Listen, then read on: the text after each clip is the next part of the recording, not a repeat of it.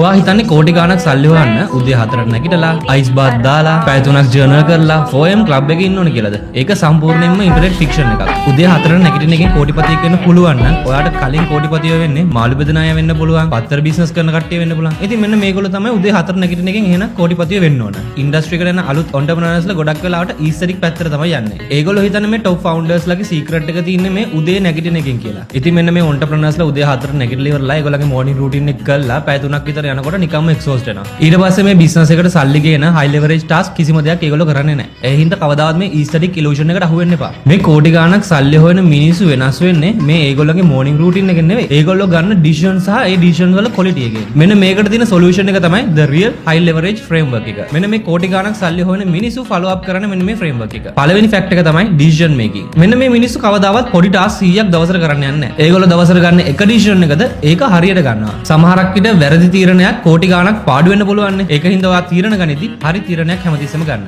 Fact number 2 එක තමයි strict energy management කියන්නේ. energy management කියන time management නෙවෙයි. ඒගොල්ලෝ කරන්නේ ඒගොල්ලෝට flexible time එක නැගිටලා ඒගොල්ලෝගේ peak performance එක තියෙන time එක තියෙනවනේ. ඒකේ උපරිමයෙන් වැඩ කරනවා. ෆැක්ට් නම්බර් 3 එක තමයි aggressive delegation කියන්නේ. ඒගොල්ලෝ කවදාවත් administrative routine වලට කවදාවත් කරන්න යන්නේ නැහැ. ඒගොල්ලෝ හැමතිස්සෙම කරන්නේ systems build up කරන එක. ඊට පස්සේ මිනිස්සු ලවා ඒව automate කරලා ඒගොල්ලන්ගේ leverage වෙන වැඩ විතරක් කරනවා. ඒ හින්දා දැන්වත් 4M club එක පැත්තට දුවන එක නවත්තන්න. මොකද business එකක් දුවන්නේ ඔයා උදේ දාන ice bath එකෙන් නෙවෙයි.